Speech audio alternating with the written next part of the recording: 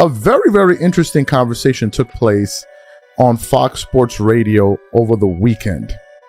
And it says, the title is Laker fans are happy LeBron is gone. And the title of the show is, was LeBron James' Lakers run disappointing? Rob G and Kelvin debate. So it's about a 25-minute segment. So I tune in and everybody's kind of weighing in. But then Rob G begins to break it down in a way that I've heard few break it down. The perspective of Laker fans and how they viewed LeBron and why they didn't accept him the way they did Kobe and other stars. Before we even get into his comments, a Fox Sports Radio personality may have just explained the real reason Lakers fans never embraced LeBron James the same way they embraced Kobe Bryant. The story surrounding LeBron's time in Los Angeles is starting to fall apart, and the truth may be something his biggest supporters don't want to hear. So here's the question.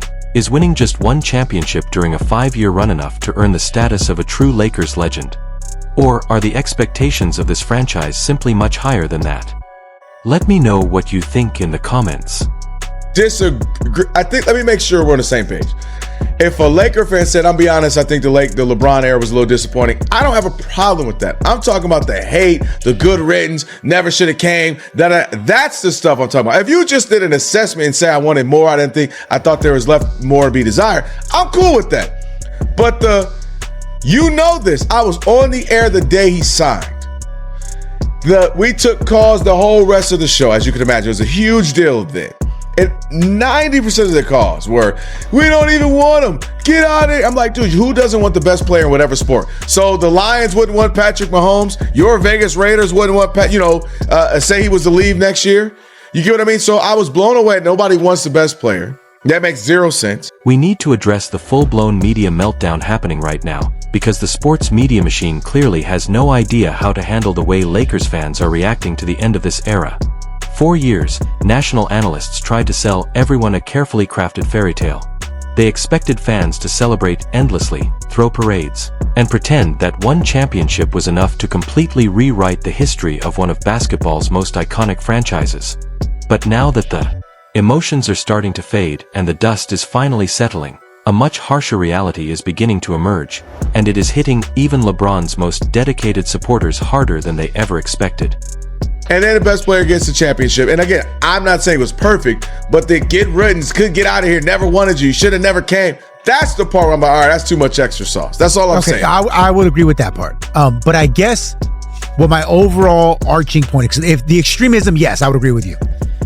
But the idea that LeBron somehow saved the Lakers is crazy to me.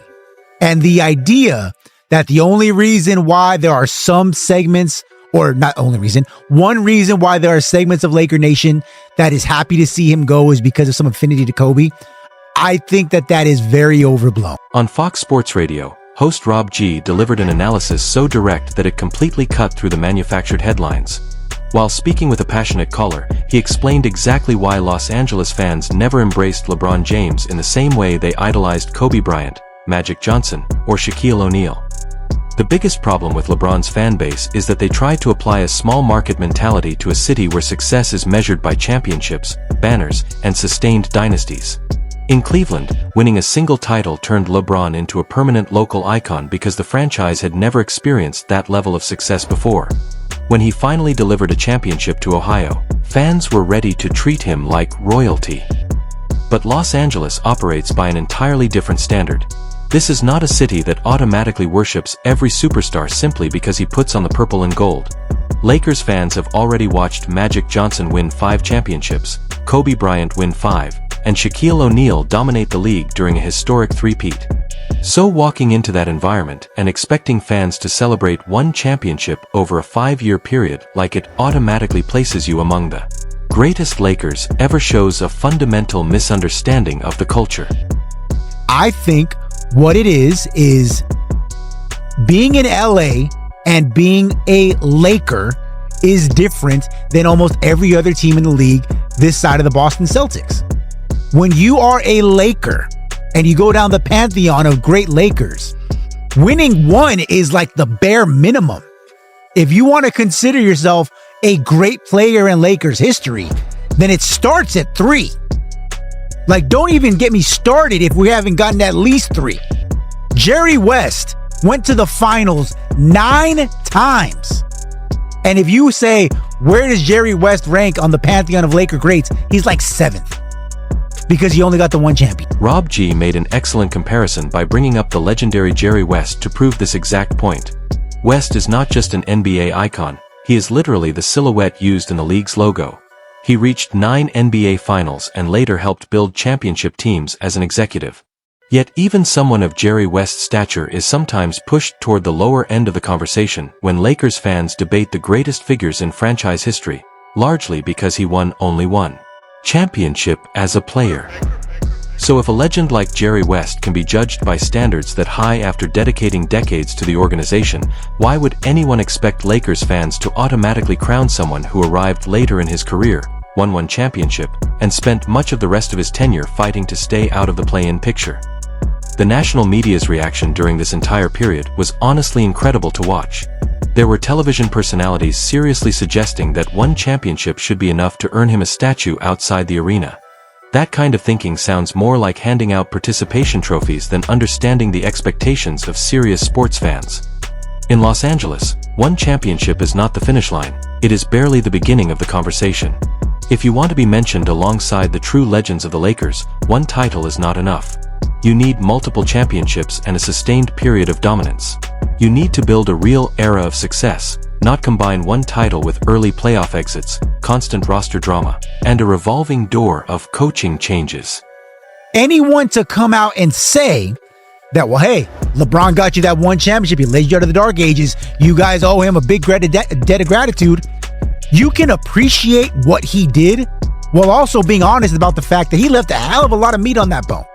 And this idea one last thing, that they were never going to crawl out of the hole that they were in is crazy because, as I mentioned, before LeBron got there, Paul George had already said he wanted to come. Kawhi Leonard had already said he wanted to come.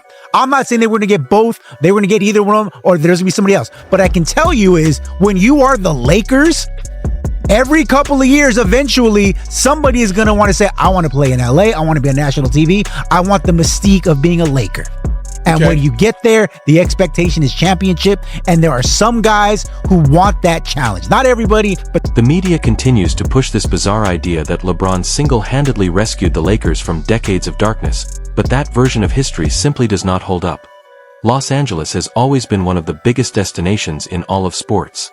The history, the market, the weather, and the Lakers brand have been attracting superstar talent for generations. Even before LeBron signed with the team, elite players had already made it clear that playing in Southern California was something they wanted. The Lakers were always going to attract world-class talent because the organization itself carries a level of prestige that goes far beyond any individual player.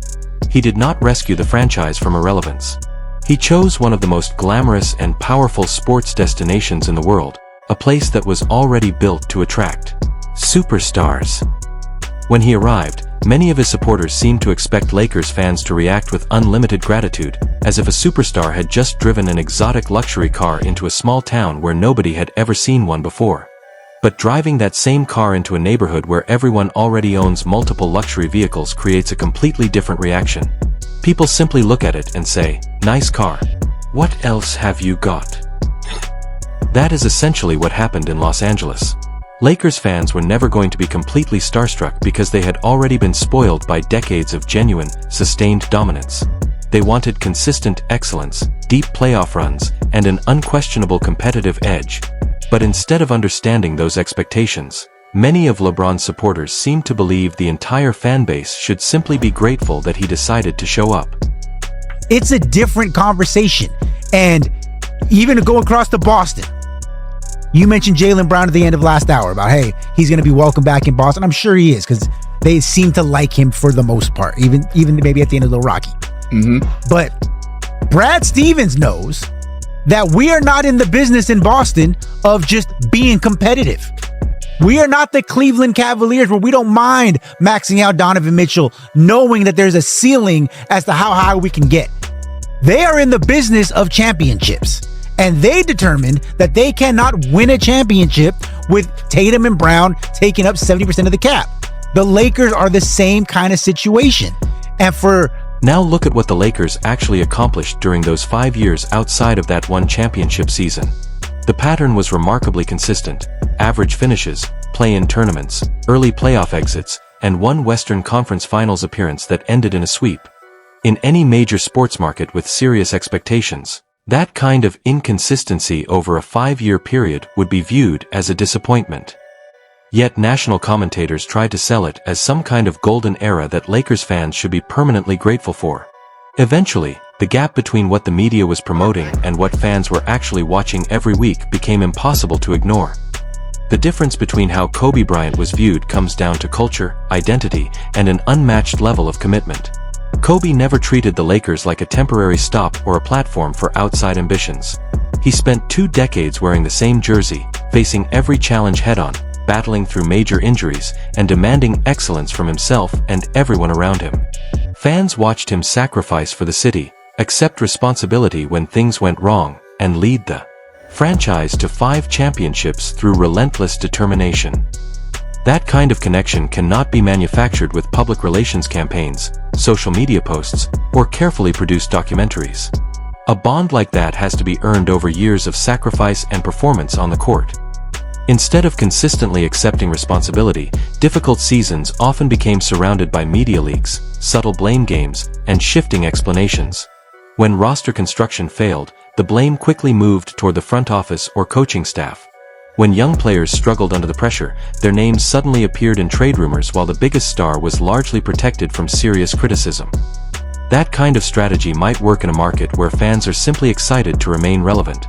But fans in major sports cities are usually smart enough to recognize those political games.